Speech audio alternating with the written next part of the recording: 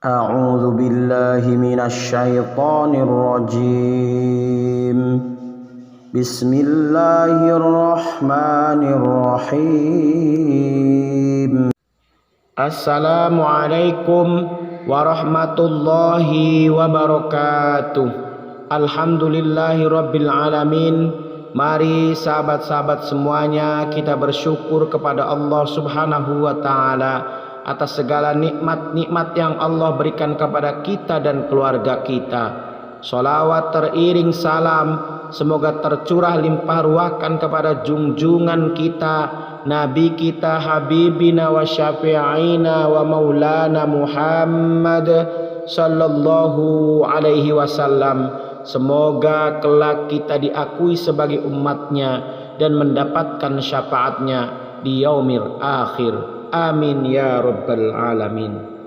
Sahabat belajar Islam bersama yang dimuliakan oleh Allah subhanahu wa ta'ala, saya doakan semoga sahabat selalu dalam lindungan Allah subhanahu wa ta'ala dan diberikan kesehatan lahir dan batin, jasmani dan rohani oleh Allah subhanahu wa ta'ala, dilancarkan segala usaha dan rezekinya.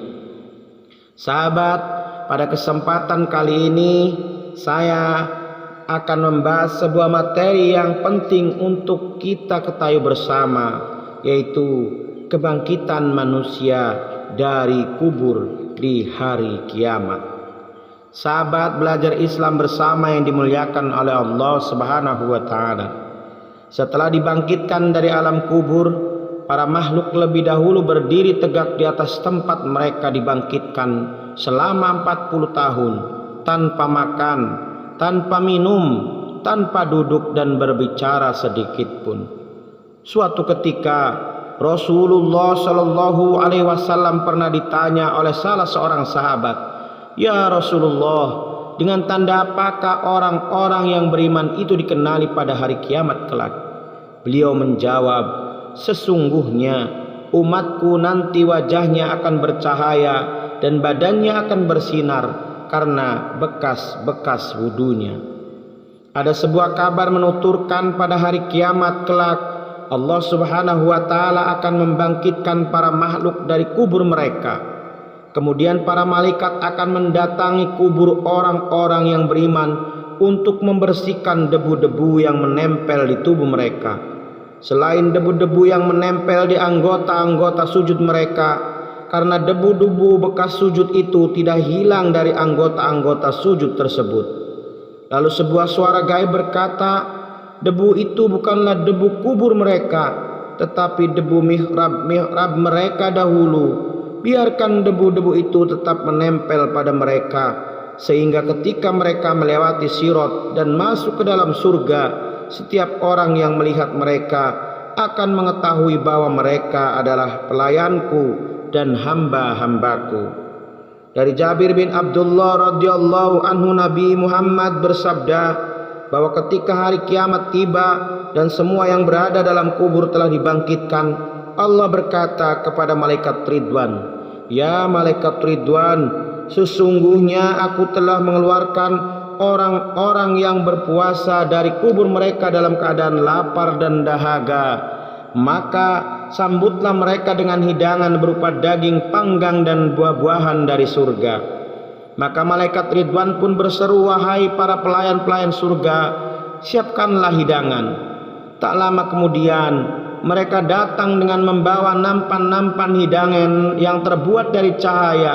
Mereka berkumpul di depan malaikat Ridwan dalam jumlah yang sangat banyak, lebih banyak dari jumlah gabungan antara seluruh tetesan air hujan, bintang-bintang yang ada di langit, dan daun-daun pepohonan. Di atas nampan yang mereka bawa itu terdapat beraneka macam buah-buahan, makanan yang lezat, dan berbagai macam minuman-minuman yang segar. Lalu mereka berjalan menyambut rombongan orang-orang yang di dunia dahulu rajin berpuasa itu, dan mempersilahkan mereka menikmatinya seraya berkata, "Makanlah dan minumlah semua ini dengan sesuka hati kalian. Selamat atas keberhasilan kalian menjalani hari-hari puasa kalian yang telah berlalu." Dari Ibnu Abbas radhiyallahu anhu, Nabi Muhammad sallallahu alaihi wasallam bersabda, ada 3 golongan manusia yang akan disalami oleh para malaikat pada hari ketika mereka dibangkitkan dari kubur mereka. Mereka itu adalah orang-orang yang mati syahid, orang-orang yang berpuasa di bulan Ramadan, dan orang-orang yang berpuasa di hari Arafah.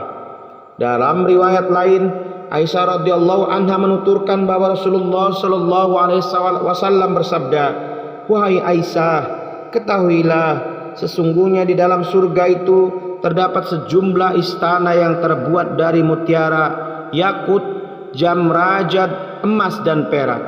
Ummul Mukminin pun berkata, "Ya Rasulullah, untuk siapakah istana-istana itu?" Beliau menjawab, "Untuk orang yang berpuasa pada hari Arafah."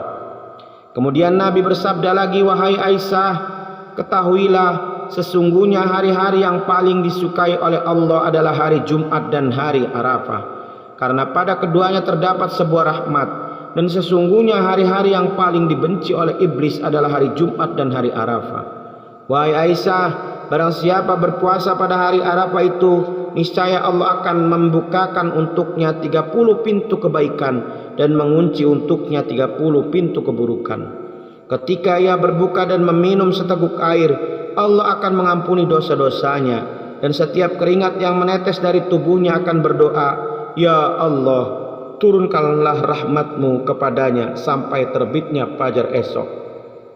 Ada sebuah riwayat yang mengatakan bahwa orang-orang yang berpuasa akan dikeluarkan dari kubur mereka dan akan dikenali siapa mereka dari bau wangi mulut mereka yang disebabkan oleh puasa mereka. Kemudian mereka akan disambut dengan beberapa hidangan dan teko air minum, seraya dikatakan kepada mereka, makanlah semua ini, karena kamu dulu telah menahan lapar di saat orang lain kenyang. Minumlah minuman ini karena kamu dulu telah menahan haus dahaga di kala orang lain bisa minum sampai puas. Dan beristirahatlah kamu dengan nyaman. Mereka pun asyik makan, minum dan berleha-leha, sementara yang lain sedang dihisab amalan-amalannya. Sebuah riwayat memaparkan ada 10 golongan manusia yang tidak akan ditimpa fitnah di hari kebangkitan. Mereka itu adalah, yang pertama para nabi, yang kedua orang yang senantiasa ikut berperang di jalan Allah, yang ketiga orang alim, yang keempat orang yang mati syahid, yang kelima orang yang hafal Al-Quran, yang keenam pemimpin yang adil, yang ketujuh para muazin, yang kedelapan perempuan yang meninggal saat melahirkan, yang kesembilan orang yang dibunuh secara zalim, yang kesepuluh orang yang mati pada hari Jumat dan malamnya. Ada juga sebuah hadis yang menuturkan bahwa Nabi Muhammad SAW bersabda, pada hari kiamat kelak seluruh manusia akan dikumpulkan dalam keadaan sebagaimana ketika mereka dilahirkan oleh ibu mereka, yaitu dalam keadaan telanjang bulat dan tidak beralas kaki. Aisyah pun berkata, apakah lelaki dan perempuan akan dikumpulkan dalam satu tempat? Beliau menjawab, iya, mereka akan dikumpulkan bersamaan dalam satu tempat. Aisyah pun berkata, sungguh itu adalah pemandangan paling buruk. Bukankah mereka akan melihat satu sama lain? Rasulullah menepukkan bahu Aisyah seraya bersabda, wahai putri Abu Quhafah, pada hari itu semua manusia tidak akan sempat melihat siapapun, sebab pandangan mereka semua hanya akan tertuju ke langit.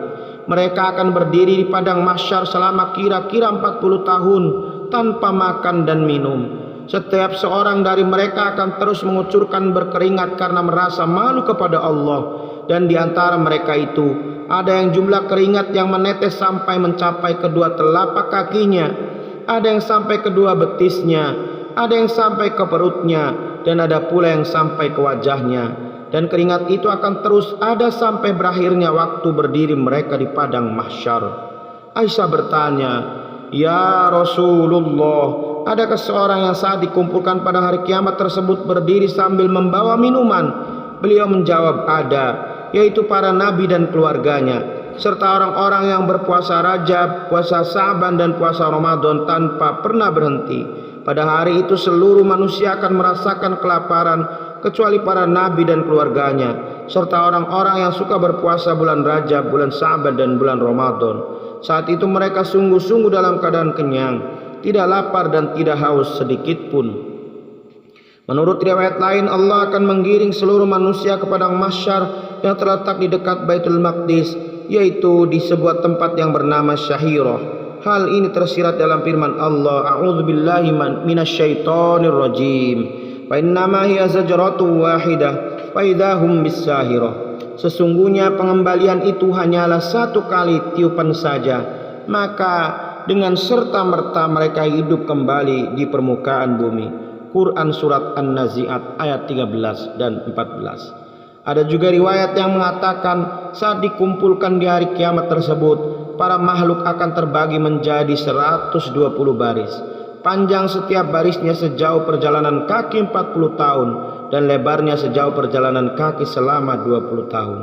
Rasulullah Shallallahu Alaihi Wasallam pernah bersabda, sesungguhnya umatku nanti akan terbagi menjadi 120 baris.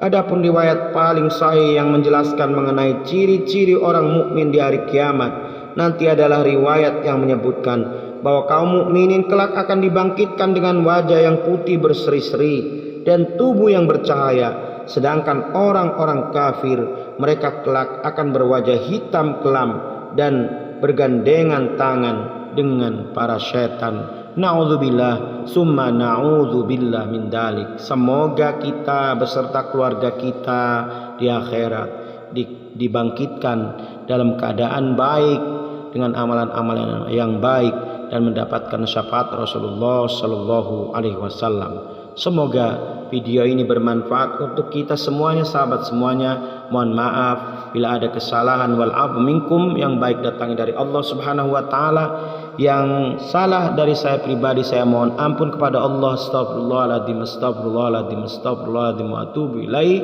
Nasrun minallah wa fathun qarib. Subhanakallahumma wa bihamdika asyhadu an la ilaha illa anta astaghfiruka wa atubu ilaih. Wassalamu alaikum warahmatullahi wabarakatuh.